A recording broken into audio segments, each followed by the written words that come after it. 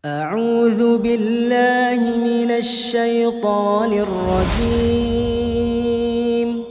بسم الله الرحمن الرحيم. Sudah tidak asing lagi ya, teman-teman sekalian, kalau hadis Nabi SAW memang menyebutkan kewajiban puasa Ramadan, karena ini bagian daripada rukun Islam kita. Berarti Anda kalau kerjakan, Anda mengiyakan rukun Islam Anda. Ya.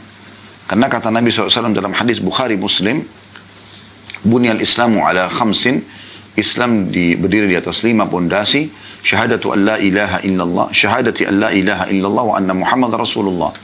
Mengucapkan 2 kalimat syahadat. Aku bersaksi tiada Tuhan yang berhak disembah kecuali Allah dan Muhammad adalah hamba juga utusannya.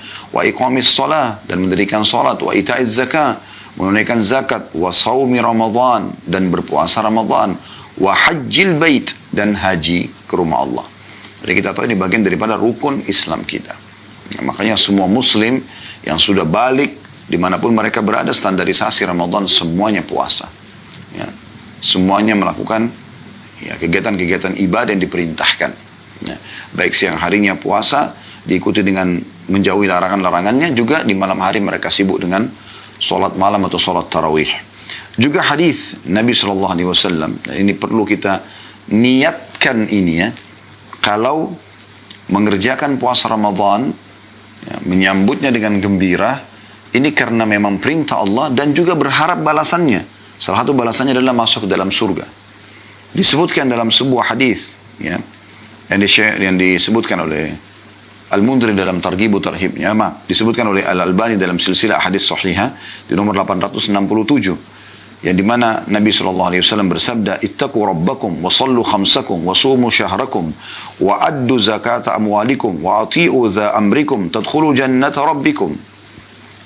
Bertakwalah kepada Rabb kalian, artinya patuhlah selalu, supaya ya kalian termasuk hamba-hamba yang diberikan balasan yang sempurna. Karena dengan patuh bertakwa kepada Allah, kerjakan perintah, tinggalkan larangan, maka kita akan termasuk hamba-hamba yang bertakwa.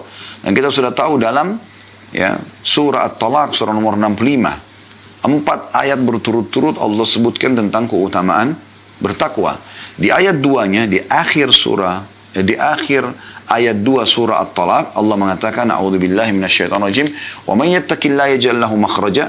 Siapa yang bertakwa kepada Allah, Allah akan berikan kepadanya makhraja, jalan keluar dari permasalahan dia. Di ayat 3-nya, wa yarzuqhu min haitsu la yahtasib, Allah akan berikan rezeki dari tempat tidak disangka-sangka. Ayat keempatnya, di akhir ayat 4-nya Allah mengatakan, wa may yattaqillaha yaj'al min amrihi yusra. Siapa yang bertakwa kepada Allah, Allah akan mudahkan ya urusan-urusannya. Kalau tadi kan di ayat 2-nya diberikan jalan keluar, tapi belum dijelaskan apakah jalan keluarnya mudah atau tidak. Tapi di ayat 4-nya dipastikan urusan dan solusinya adalah yusra, mudah. Di ayat 5-nya, dan ini keutamaan yang keempat ya, Allah mengatakan, wa may yattaqillaha yukaffir anhu sayyi'ati wa yu'dhim lahu ajra. Anda bisa buka dalam surah At-Talaq ayat 2, di akhir ayat 2, di awal ayat 3, di akhir ayat 4, dan di akhir ayat 5. Siapa yang bertakwa kepada Allah di akhir ayat 5-nya, maka Allah akan bersihkan dosa-dosanya ya, dan akan melipat gandakan pahalanya. Jadi ini perintah. Kemudian kata Nabi SAW, selain bertakwa kepada Allah, sholatlah 5 waktu kalian, selalu on time, jaga kehusyuannya, jaga gerakannya, bacaannya, maksimalkan ya.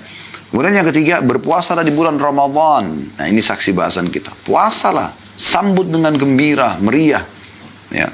Kalau tahun-tahun lalu teman-teman kita belum memaksimalkan Ramadan kita karena sibuk dengan banyak hal-hal minimal yang mubah lah, gitu kan.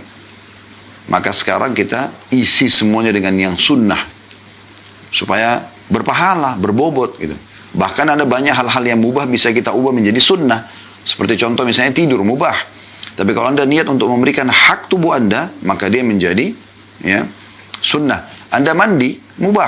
Tapi kalau Anda niatkan mandi karena ingin memberikan jasad ini, yang Allah berikan rasa gerah, ya, penciptanya memberikan rasa itu supaya kita membersihkannya, dan kita setelah bersih-bersih, kita merasa segar, fresh kembali, maka kita kerjakan karena Allah, ya, karena ingin amanahkan badan ini dan saya memberikan haknya, maka Anda berpahala. Itu kan contohnya. Nah, ini mubah. Makan, minum mubah.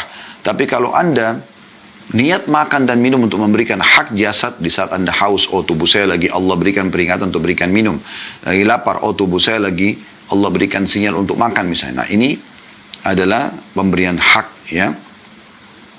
Baik, setelah berpuasa di bulan Ramadan, yang keempat adalah tunaikan zakat kalian.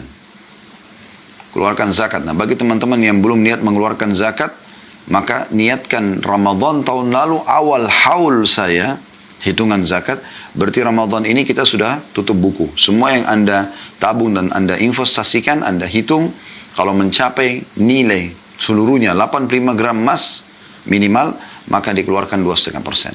Dan yang terakhir wasiat beliau yang kelima adalah taati pemimpin, perintah pemimpin kalian. Selama bukan maksiat, patuhnya. Maka kalian akan masuk surga Rob kalian. Kalian akan masuk surga Rob kalian. Jadi ada jaminan masuk surga, termasuk diantaranya puasa Ramadan. Demikian juga kita perbaiki niat kita teman-teman sekalian. Karena ini keimanan kepada Allah. Dan selalu ingin mengejar keutamaannya. Kalau ini Anda gabungkan keduanya, Anda kerjakan Ramadan nanti, sambut Ramadan dan berpuasa di siang hari, sholat di malam harinya. Lalu Anda isi di antara keduanya dengan membaca Al-Quran, berzikir, berdoa, bersedekah, bakti sama orang tua, jenguk orang sakit, menuntut ilmu.